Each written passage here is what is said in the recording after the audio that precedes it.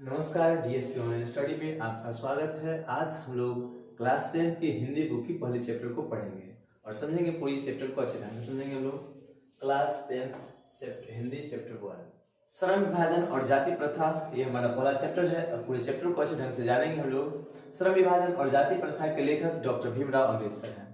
सबसे पहले हम लोग चैप्टर को पढ़ने से पहले हम लोग लेखक परिचय के बारे में जानेंगे, क्योंकि आपके एग्जाम में बिल्कुल 50% क्वेश्चंस राइटर से पूछे जाते हैं, लेखक से पूछे जाते हैं। चलिए पूरी लेखक की पूरी बात को समझेंगे। हम लोग पूरी लेखक परिचय को पढ़ेंगे। लेखक परिचय, ठीक है। जन्म इनका डॉक्टर भीमराव अंबेडकर का जन्म 14 अप्रैल 1891 ईस्वी को मेहू मध्य प्रदेश में हुआ था। महू मध्य प्रदेश के एक दलित परिवार में इनका जन्म हुआ था। फिर अगला लाइन हमारा, इन्होंने पढ़ाई की थी। इन्होंने अमेरिका और इंग्लैंड से इन्होंने पढ़ाई किया था। अमेरिका और इंग्लैंड से इन्होंने पढ़ाई किया था और स्वदेश में ही इन्होंने कुछ समय तक क्या किया था कि वकालत किया था। फिर अगली लाइन हम लोग देखेंगे कि इनके जीवन में प्रमुख प्रेरक व्यक्ति थे बुद्ध जी, कबीर जी और ज्योतिबा फुले। ये तीनों इनके जीवन में मुख्य प्रेरक व्यक्ति के रूप में रहे थे। फिर नेक्स्ट हमारा कि अन्य नाम, यानी कि महात्मा गांधी सॉरी ये हमारा है डॉक्टर भीमराव अंबेडकर का अन्य नाम इनको मतलब अन्य नाम थे इनके, जो कि पहला था हमारा कि बाबा साहेब, दूसरा था हमारा संविधान निर्माता, तीसरा था हमारा कि संविधान के जनक। इन 3 नामों से इनको जाना जाता था।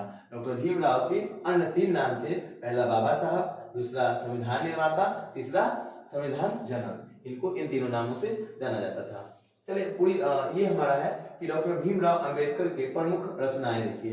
पूरी रचनाएं को देखेंगे हम लोग कि डॉक्टर भीमराव अंबेडकर द्वारा जो इनकी रचना थी, प्रमुख रचना थी, ये हमारा है द कास्ट इन इंडिया। फिर है हमारा कि देयर मैग्निज्म, ठीक है। फिर नेक्स्ट हमारा कि बुद्ध एंड हिज धम्मा, यानी कि बुद्ध और उसके धर्म के बारे में इसमें लिखा गया था। फिर नेक्स्ट हमारा कि एनिहिलेशन ऑफ कास्ट। सबसे फेमस पुस्तक है इनकी जो सबसे फेमस रचना है ये है द एनिहिलेशन ऑफ कास्ट।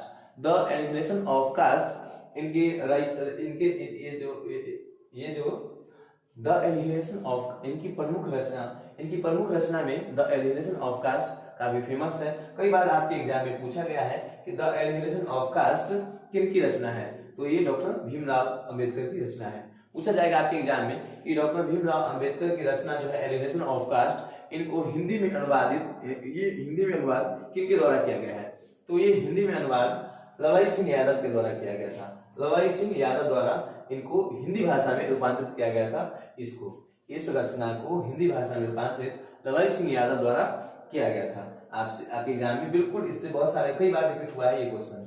फिर नेक्स्ट हमारा कि डॉक्टर भीमराव अंबेडकर का संपूर्ण वाङ्मय क्या बोला है कि वाङ्मय 21 खंडों में इनके डॉक्टर भीमराव अंबेडकर का संपूर्ण वाङ्मय 21 खंडों में प्रकाशित हुआ था।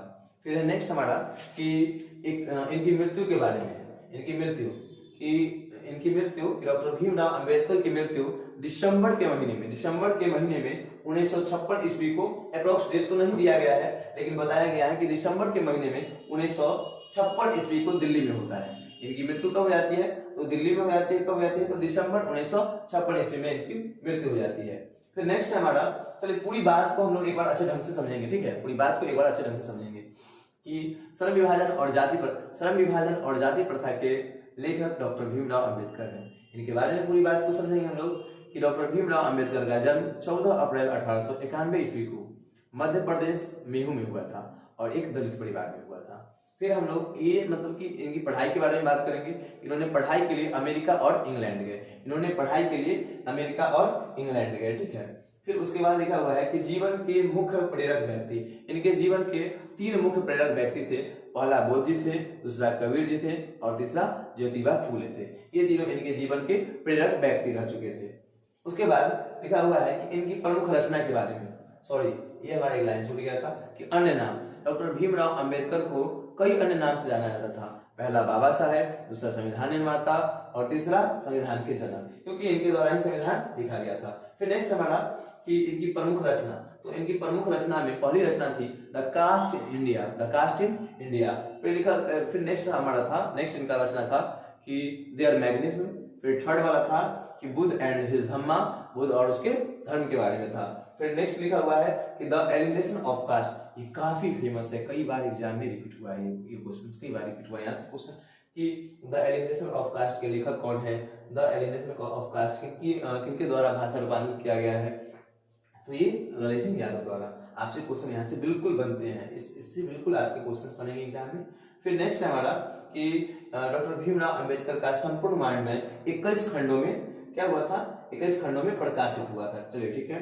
उसके बाद इनकी मृत्यु हो जाती है, इनकी मृत्यु हो जाती है दिसंबर 1956 ईस्वी में, इनकी मृत्यु हो जाती है दिल्ली में। चलिए पूरी बात को समझने के बाद हम लोग इतनी बात को आप लोग बिल्कुल याद कर ले। यहाँ के अलावा बिल्कुल आपसे एग्जाम में कोई बाहरी क्वेश्चन नहीं बनेगा, बिल्कुल यही क्वेश्चन बनेगा। अब हम लोग पूरी कहानी को समझेंगे और पूरी कहानी को जानेंगे।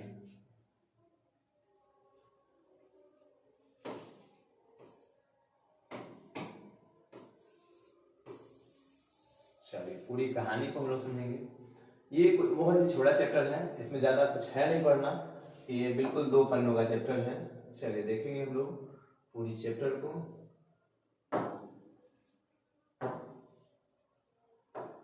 चलिए सबसे पहले हम लोग कि जानेंगे हम लोग कि जाति प्रथा, जाति प्रथा क्या होती है, जाति प्रथा क्या होती है। चैप्टर का नाम है श्रम विभाजन एवं जाति प्रथा, श्रम विभाजन और जाति प्रथा चैप्टर का नाम है।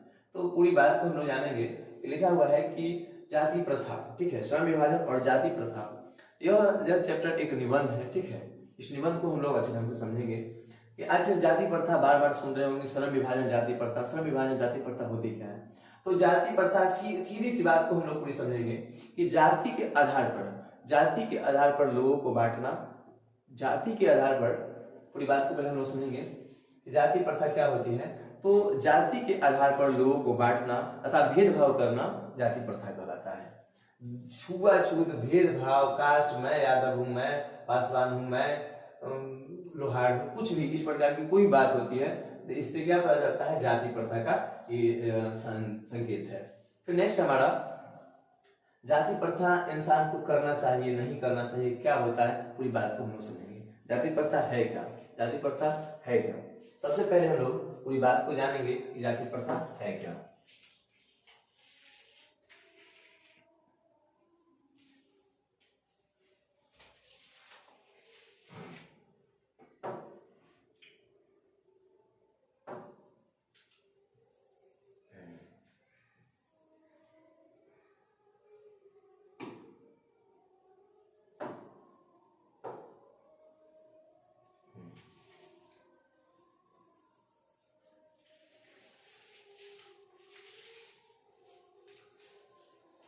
चलिए श्रम विभाजन और जाति प्रथा, सबसे पहले हम लोग जानेंगे कि जाति प्रथा क्या होती है।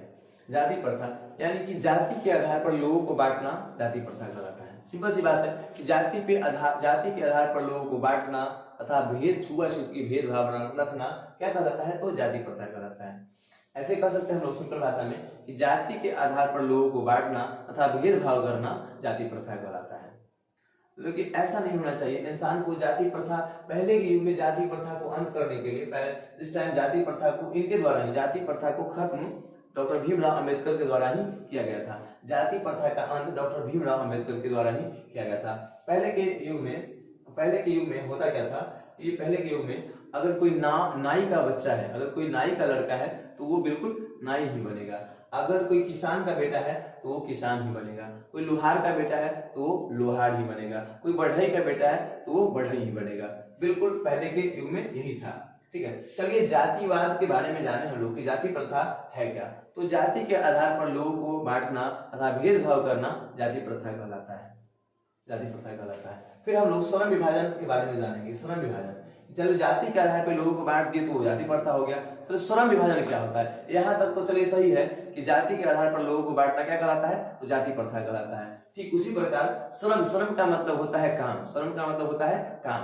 अगर काम के आधार पर अगर लोगों को बांटते हैं, अगर काम के आधार पर लोगों को बांटते हैं तो क्या कहलाता है, वो हमारा क्या कहलाता है, तो श्रम विभाजन कहलाता है। कि श्रम यानी काम के आधार पर लोगों को बांटना श्रम विभाजन कहलाता है।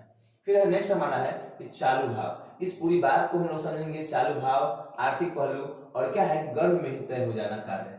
उसके बाद अवलोकन की परिभाषा, गर्भ में ही तय हो जाना, इसको पहले हम लोग समझेंगे कि गर्भ में ही तय हो जाना। अगर जाति प्रथा के अंतर, श्रम विभाजन के अंतर क्या होता था, इसके अंतर्गत क्या होता था कि गर्भ में ही तय, अगर कोई लोहार का बेटा है, अगर कोई लोहार का बेटा है तो उसके जन्म लेने से पहले अगर माँ की पेट में है वो, तो उसी समय तय हो जाता था कि अगर लोहार का बेटा है तो लोहा ही पीटेगा, वो लोहा ही बनेगा, लोहा ही पीटेगा वो। उसके बाद अगर कोई नाई का बच्चा है, अगर वो नाई का बच्चा है और वो माँ की पेट में है, तो तय हो जाना है कि यह लड़का आगे चल के या यह लड़की आगे चल के क्या बनेगी, तो नाई बनेगी। ठीक है, ये हमारा क्या था, पहले जाति के आधार पर श्रम विभाजन जो भी था, श्रम विभाजन और जाति प्रथा, इसके उद्देश्य यही था कि गर्भ में ही तय हो जाना था कि वह लड़का वही काम करेगा जो कि उनके माता पिता करते थे। ये होता है श्रम विभाजन और जाति प्रथा। चलिए, उसके बाद हम लोग जानेंगे आर्थिक पहलू और क्या बोला गया है कि चालू भाव और आर्थिक पहलू के बारे में हम लोग समझेंगे। ठीक है, कि इस पूरी बात को समझेंगे, चालू भाव क्या होता है, आर्थिक पहलू क्या होता है। तो देखिए, सबसे पहले बताया गया था कि इसमें बताया जाता है कि जाति प्रथा के संबंध में, ठीक है, जातिवाद के पोषक, ठीक है, जाति प्रथा के संबंध में जातिवाद के पोषक क्या बताते हैं। जाति प्रथा के इस प्रकार से क्वेश्चन बनता है आपसे कि जातिवाद के पोषक इसके पक्ष में क्या तर्क देते हैं। अगर कुछ लोग हैं, ठीक है, पूरी बात को समझेंगे, जातिवाद के पोषक, ऐसे मानो कि कुछ लोग हैं, ये कुछ लोग हैं, ठीक है, जो कि क्या बोला गया है,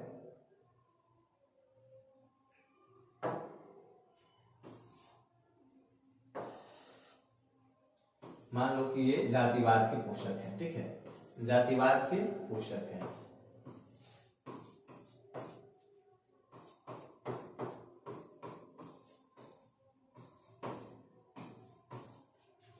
इनको बोला जाता है जातिवाद के पोषक,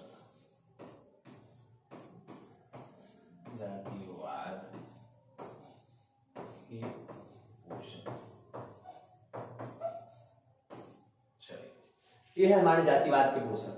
अगर देखते हैं कि जातिवाद के पोषक यानी कि जो जातिवाद के पोषक क्या होता है, तो जातिवाद का पोषक ये होता है कि जो जातिवाद को बढ़ावा देता है, जो जाति प्रथा को बढ़ावा देता है, जो जातिवाद के पोषक होने का ये मतलब होता है कि जो जाति प्रथा को बढ़ावा देता है उसी को हम लोग क्या कहते हैं कि जातिवाद के पोषक। कुछ समाज में, अपने समाज में कुछ ऐसे लोग होते हैं जो कि जाति प्रथा को बढ़ावा देते हैं, जाति प्रथा को बढ़ावा देते हैं। अब ऐसा क्यों करते हैं, पूरी बात को हम समझेंगे। ठीक है, कि जाति प्रथा के पोषक जातिवाद के पोषक जाति प्रथा को क्यों बढ़ावा देते हैं। तो सबसे पहले हम लोग जानेंगे, इन ऐसे वर्ग के लोगों का कहना रहता है कि समाज में, ठीक है, ऐसे लोगों का कहना रहता है कि समाज में सारा काम एक ही, ठीक है, सारा काम एक लेवल से होना, समाज में सारा काम एक लेवल से होना, ठीक है, एक लेवल से होना और कुशल होना। समाज के अंदर सारे काम को कुशल से होने के लिए जाति प्रथा का होना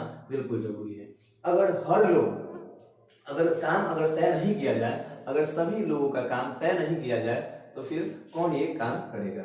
अगर दाढ़ी छीलने का काम अगर नाई को न दिया जाए, ठीक है, लोहा पीटने का काम लोहार को न दिया जाए, उसके बाद जो भी होता है कि लकड़ी छीलने का काम अगर बढ़ई को न दिया जाए तो ये काम करेगा कौन। इस अकॉर्डिंग से अगर बोला जाता है तो कुछ हद तक ये सही बोलता है, लेकिन ऐसा नहीं होना चाहिए। जाति प्रथा बिल्कुल गलत है, ऐसा बिल्कुल नहीं होना चाहिए। डॉक्टर भीमराव अंबेडकर इसके बिल्कुल खिलाफ थे, जाति प्रथा के पोषक के बिल्कुल खिलाफ थे। डॉक्टर भीमराव अंबेडकर बिल्कुल पसंद नहीं करते थे, बिल्कुल ही पसंद नहीं करते थे जाति प्रथा को, बिल्कुल ही पसंद नहीं करते, वो बिल्कुल खत्म करना चाहते थे जाति प्रथा को। फिर नेक्स्ट हमारा कि अगर क्वेश्चन आपसे पूछ देता है, ठीक है, आपके एग्जाम में आपसे क्वेश्चन पूछ देता है, आपके एग्जाम में अगर आपसे क्वेश्चन पूछ देता है कि जाति प्रथा, ठीक है, कि जातिवाद के पोषक इसके पक्ष में क्या तर्क देते हैं, तो आप लोग बिल्कुल यहाँ से बता सकते हैं। यहाँ के बाद हम लोग देखेंगे कि उसके बाद एक क्वेश्चन है हमारा, बहुत ही फेमस क्वेश्चन है कि जाति प्रथा, ठीक है, जाति प्रथा आर्थिक पहलू से कैसे हानिकारक है। अगर क्वेश्चन अगर आपके एग्जाम में क्वेश्चन पूछ दिया आपसे, चलिए आगे देखेंगे हम लोग कि अगर आपके एग्जाम में ये दोनों समझ गए थे, हम लोग इस पूरी बात को समझना था, हम लोग पूरी बात को यहाँ भी समझ गए थे, उसके बाद ये दोनों बात को समझेंगे हम लोग, पूरी बात को यहाँ से यहाँ तक हम लोग समझेंगे। ठीक है, कि अगर क्वेश्चन आपसे आपके एग्जाम में क्वेश्चन आपसे पूछ देता है कि जाति प्रथा आर्थिक पहलू से कैसे हानिकारक है, तो क्या बताइएगा आप लोग? तो बिल्कुल हम लोग बताएंगे कि जातिवाद बिल्कुल आर्थिक पहलू से हानिकारक है। कि अगर कई लोग जाति प्रथा के कारण बंध जाते हैं और अपनी जाति प्रथा के कारण बंध कर उनको कुछ ऐसे काम करने पड़ जाते हैं जो कि उनको बिल्कुल पसंद नहीं होता है। और इंसान को जो काम पसंद ना आए, ठीक है, जो काम इंसान को पसंद ना आए अगर वो इंसान को करना पड़ता है तो वो इंसान उस काम को मन लगा के नहीं करता है। मन लगा के नहीं करता है यानी कि चालू भाव से करता है, यानी कि चालू भाव से वो काम को करता है। और चालू भाव से किया गया काम सही नहीं होता है, काम अच्छे ढंग से होता नहीं है, पूरा होता नहीं है, ठीक है। तो अगर कोई काम अच्छे ढंग से पूरा नहीं होता है तो उससे अच्छे पैसे हम लोग नहीं कमा सकते हैं। अगर हम लोग अच्छे पैसे नहीं कमा सकते हैं तो इससे हमारी आर्थिक हानि होगी, आर्थिक लॉस होगा हमारा। तो इसीलिए बताया गया है कि जाति प्रथा आर्थिक पहलू से क्या है, तो हानिकारक है। जाति प्रथा आर्थिक पहलू से इसीलिए बताया गया है कि जाति प्रथा आर्थिक पहलू से भी हानिकारक है, इसलिए बताया गया है। फिर हम लोग पूरी बात को जानेंगे कि लोकतंत्र की परिभाषा। चलिए इस चैप्टर में कुछ अलग दिया गया है, ठीक है, कि लोकतंत्र के बारे में क्या दिया गया है कि लोकतंत्र के बारे में बताया गया है कि लोकतंत्र इस यहाँ पे लोकतंत्र को होता क्या है कि जनता का शासन क्या कहलाता है कि लोकतंत्र कहलाता है। कि जनता के द्वारा अगर प्रतिनिधि को चुनते हैं हम लोग, जनता के द्वारा प्रतिनिधि को चुना जाता है और प्रतिनिधि उनके ऊपर शासन करता है, क्या कहलाता है, तो लोकतंत्र कहलाता है। फिर हम लोग देखेंगे, लेकिन इस चैप्टर में क्या बताया गया है कि डॉक्टर भीमराव अम्बेडकर क्या बताया है कि इसमें लोग ऐसी लोकतंत्र होनी चाहिए कि जनता, ठीक है, आपस में एक दूसरे के बीच, ठीक है, जनता आपस में प्रतिनिधि हो या फिर जनता आपस में एक दूसरे के पास ऐसा संबंध रखे, बिल्कुल दूध और पानी के जैसा संबंध रखे, बिल्कुल दूध और पानी के जैसा संबंध रखे, ये होता है सच्चा लोकतंत्र। डॉक्टर भीमराव के द्वारा बताया गया था। इस पूरी चैप्टर को हम लोग पढ़ लिए और यहीं से बिल्कुल आपको इस चैप्टर के बाहर से बिल्कुल क्वेश्चन नहीं आएगा, यही क्वेश्चन आएगा जो कि आपको आपके एग्जाम में बिल्कुल महत्वपूर्ण है और यही क्वेश्चन आएगा। और बाकी अगले चैप्टर के लिए हम लोग वीडियो बनाएंगे जो कि आपका इस चैप्टर में आपको 3 वीडियो मिलेंगे, जो कि ये फर्स्ट वीडियो है हमारा, सेकंड वीडियो ऑब्जेक्टिव के लिए मिलेगा, थर्ड वीडियो हमारा सब्जेक्टिव के लिए मिलेगा, जिसमें कि आप लोग ऑब्जेक्टिव करेंगे और बिल्कुल ऑब्जेक्टिव वो सारे इंपॉर्टेंट ऑब्जेक्टिव को कराए जाएंगे जो कि एग्जाम में अब तक पूछे गए हैं और पूछे जाएंगे, बिल्कुल उस सारे ऑब्जेक्टिव को कराए जाएंगे। और सब्जेक्टिव के लिए आगे सब्जेक्टिव वाली सारी क्वेश्चंस को कराई जाएगी जो कि एग्जाम के लिए महत्वपूर्ण हो। बाकी आप लोग को जय हिंद, धन्यवाद।